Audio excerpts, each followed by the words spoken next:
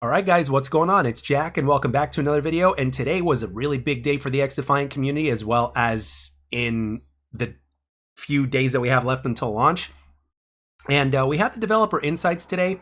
And instead of going tit for tat in terms of exactly what was said in developer insights, instead what I wanted to do is just give you the highlights, as well as just kind of do a little bit of an overview of the whole thing without wasting too much time. And then once we go over those highlights, we're gonna have a brief discussion here in terms of what I think and what my thoughts are overall on the whole thing. So without further ado, without any cuts, one at a time in descending order, Mark Rubin's going to be talking about, first he's going to be asked about skill-based matchmaking, so it's going to be very interesting to hear what he has to say. And then after that, he's talking about players and the impact that they've had over the course of the development and with all the testings that they've had previously before betas and everything like that to where we are today. And then next, he's going to be talking about basically data and transparency, because it's one thing when you have, a developer say, well, this was our data and that was that. And it's a whole other thing when XDefiant is taking the approach of, hey, you guys are experiencing this. Our data says that. Let's talk about it. Let's see if we can go further into this. And of course, last but certainly not least, we're going to be talking about, or Mark is going to be talking about, exciting content and success moving forward. So without further ado, one at a time in that order exactly, I'm going to let Mark kind of take over and basically discuss it so that way you can hear it from him. And then after that, we're going to be doing a kind of a last minute sort of discussion, as well as the overview of what was said afterwards, which wasn't really too much of a big deal, but to some it might be. So I thought it was worth mentioning. So without further ado, I'm going to let Mark take over from here. Yeah, I mean, speaking of what makes a good first-person shooter, I know you've made some very specific decisions with XDefiant, one of them being no skill-based matchmaking. Now, for folks who might not be familiar, what exactly is skill-based matchmaking, and why did you decide that it wasn't right for XDefiant? Okay, so skill-based matchmaking, also known as oftenly as SBMM, basically where the game decides that you have a certain skill level after it kind of watches you play for a few matches, and then matches you up with people who are equivalent on your skill level. Now, in the olden days, it was pretty light and didn't really intrude too much into the game. It has become something that is more what they call actually engagement-based matchmaking now, where it sort of is like an AI that's monitoring your behavior and going, okay, this person's getting beaten too many times and we think they might quit, so we're going to make the game easier for them, and then you'll get a game where you win, and then it'll bring you back to the playing against the same people you were playing before. And the thing with all that, besides the whole sort of morality of it, is that I think it creates a stale experience, right? Like you keep playing against the same exact people, not the same exact people specifically, but the same exact type of player. You lose out on all the fun variety that I think a lot of the old school shooters had. Like you jump into a match and you can see a guy in there who's just wrecking, right? And he is just absolutely destroying, and you're kind of having fun with it because he's just so good, or she. And then you get into another game where you're the person who's wrecking, right? Like, and that experience, that variety is really what I think is missing in a lot of some of the modern arcade shooters. And I think it's something that we really feel is important to bring back to first-person shooters. What sort of feedback are you getting from players, and how has the game kind of evolved from that closed beta to where it is now at launch?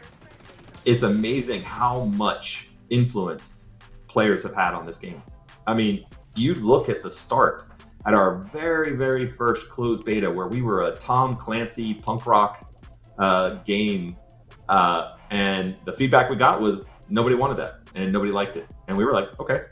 We said, let's redo it. Let's take the time to redesign. And it's not just big things like that. It's been little things like map voting was something that we didn't have on our roadmap until much later after launch as a possible add if we felt like it was important. And everything we've done, whether it's through all the tests and all the design features like map voting that we actually put in early and got it into some of our playtests because players requested it. That's the behavior that we have on this game, and that's the philosophy that has led to where we are now and will continue to drive us for the future. What is your philosophy on gathering player feedback? Because obviously there are the vocal folks out there who are going to let their opinions be known, but you're also gathering a lot of data, I imagine, behind the scenes. So how do you balance those two, what people are asking for versus what you're seeing? The more we communicate with our audience, the more we talk with them, the more we listen, and the more we show them, compare with the data. And I think for us, again, transparency being a big thing, I want to share that data, not just say, hey, the data shows that we think this is the right choice, so that's why we made that choice. I'd rather say, hey, look, here's the data. This is what we're working with. This is what we've found. I know there's some opinions that maybe contradict this, but we have this data. Let's talk about it. I think there's that language that we have to build with our audience. It's something we want to continue to do for 8 or more years from now. We want to keep having that same kind of dialogue with our audience. What things need to happen for it to achieve that level of success? It's all about exciting content that just makes you go, I did not expect that. And for us, we have access to every single IP that Ubisoft has ever shipped. So everything that you can think of is available to us in some way or format. So when we look at our roadmap, content-wise, we already have most of our content done for the first year, and we're already working into our second year. Things like a new faction every season is going to change up the gameplay and change up the meta of the gameplay. I love how our maps, keeping the game fresh, keeping you excited about, there's a new place to play the game in a new and completely surprising location.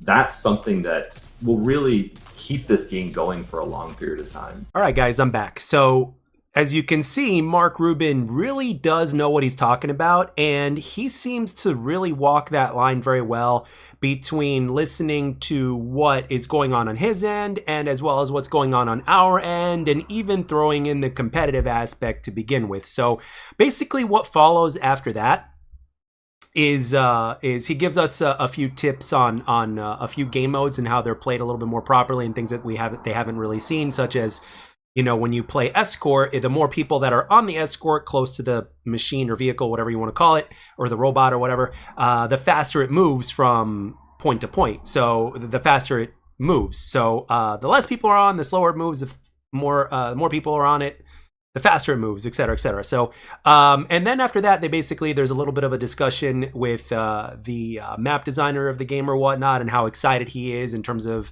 all the different kind of maps that we're going to be seeing. And then after that, towards the end, we finish with a few pro tips, stuff that most people that have been playing arcade shooters have pretty much known for quite a while, as well as techniques, proper strafing, and all that kind of stuff in terms of a few things that that players prefer in terms of the type of player you are, in terms of loadouts and stuff like that. So in all actuality, it's nothing really eye-opening by that matter. I pretty much myself knew all the stuff that they said pretty much ahead of time. But the reason why that was put on there is to basically explain to the very beginners as well in terms of how the basic stuff works, and it's just being kind of reinforced by the pros, et cetera, et cetera. But the one thing I will say, though, as far as the pro thing at the end of this Insights session is concerned, is that out of the 5, well, there were multiple pros, actually. There was more than 5. However, 4 of these pros are not only ex-Call of Duty champions that have won a ton of rings, but also 4 players in particular were the original Complexity / Evil Geniuses team that basically dominated Call of Duty from the second half of Black Ops 2 all the way through Call of Duty Ghosts, like it was nobody's business before things started to change around Advanced Warfare. These guys were winning pretty much almost every single tournament, and you can argue whether or not the Optic Dynasty or the Complexity / Evil Geniuses team was the better of the two, but all I gotta say is that it was by far one of the best teams ever assembled. And of course, the only players that I would have liked to see put in some input on this, besides the players that we already got, I would have liked to seen Scump. I would have liked to see Clayster, because he was also a member of the Complexity team before he got traded or whatnot. And maybe 1 or 2 other players. But for the most part, it really is good to see some familiar faces. And I'm a guy that basically doesn't even watch the pro scene anymore. But back when I did, these were players that I was very familiar with. Guys like, TP, Karma, Crimsix, Aches, like all those guys were front and present here, and as well as a few others such as Enable. I know that what's his name, Parasite, was also somebody that was featured as well. I don't think he was featured on this one, but he was featured in another one previously. But it was really good to see a lot of familiar faces of these professional players that are now retired, but at the same time they can have the biggest impact. And it's actually going to be really fun to see who we actually see play on the professional side as far as XDefiant is concerned, and as well as the format of how many new players we're going to see, because we might have a completely different formula here, maybe back to how it used to be back in the old days. And as far as I understand, the person that's in charge of that as far as XDefiant is concerned is Aches himself, the guy who saw the talent and the what's it called, the guy who saw the talent and the insane amount of potential that Crimsix had before even anybody wanted to play with him. So, and lo and behold, all these years later, Crimsix is the most winningest Call of Duty player in history, with 3 rings under his belt to add to that. So the man really knows what he's talking about. And of course, being a 2-time champion himself and being a part of that complexity team just goes to show you everything. So the fact that he's in charge, I think the competitive scene, and hell, even the pub scene, is in good hands. The fact that we've got transparency going on and everything else, I honestly, after everything that I've read over the last few days and everything that I've seen today, literally starting off my day and watching this entire insights, was really pretty much the highlight of my week, to be honest. And it actually finished up my week really strong. And I am going into XDefiant more excited than any game that I've been in recent times. I mean, sure, I was excited for Halo Infinite, and even though it wasn't to the degree of the way it is now. And a lot of that is because of the transparency that XDefiant has, as well as the fact that XDefiant is more my kind of game, even though I still love Halo very much at its core. But with that being said, XDefiant is really the blending of a whole bunch, like about 2 or 3 different kinds of first-person shooters that I really truly love. You got the arcade shooter, which is the meat and potatoes of the game, and then after that, you've got the hero aspect, which is a little bit of the Overwatch or whatnot. And with XDefiant being its own blend of it is pretty much what glues everything together, in my opinion. And it's really nice to be able to hear our thoughts as a community, right, of arcade first-person shooter communities, whether you're COD refugees or whether you're new to the scene or whether you're just a person that just loves multiplayer games in general. It's really nice to see our words and our philosophy and our mentality represented from the devs as well as the pros and everything else. And even in writing, when it comes to everything that we've received in writing. And speaking of writing, I think the next video is probably going to cover everything microtransaction-wise, but I wanted to keep it specifically focused on the insights. I have nothing more to say other than the fact that I am very excited about the game. Tuesday can't come soon enough, but at the same time, the anticipation itself is exciting in and of itself, right? I'm really looking forward to seeing what my fellow content creators are creating. I want to see what XDefiant Guides, aka Buckeyes, aka the XDefiant ambassador, as I have respectfully called him, as well as Decoy and a few others, Gilmore. I mean, a whole bunch of people in the community that are both bigger and smaller channels. And I'm really looking forward to seeing what they have to say. I'm really looking forward to watching their content. Again, I'm a fan, right? First and foremost, I'm a fan. I'm not just a content creator myself, but I'm a fan. And that includes watching these guys do what they do and them having to say what they have to say, and as well as watching their brand of content. Because when you watch some of these guys are amazing editors. Also, one other thing I wanted to mention, Prime Pete. I highly recommend that every single one of you go watch him, because the way he's been breaking down the Call of Duty stuff in terms of the BS behind the SBMM, EOMM is incredible. And earlier today, as of the time of this recording, he posted a video talking about everything that XDefiant has been talking about, and man, you guys got to see it. You know, you're going to love his commentating style. You're going to love his editing is incredible, second to none, and he is just absolutely flawless. I highly recommend you guys check him out. You will not be disappointed whatsoever. I guarantee it. But with that being said, guys, I leave this video more excited than words can absolutely express. And I feel very privileged, actually, at the end of the day, to be a very small part of this community, which I take a lot of pride in, by the way. To be a very small part of this community is something that I take. I feel myself very privileged because, you know, I all but lost faith in terms of what I was doing on here.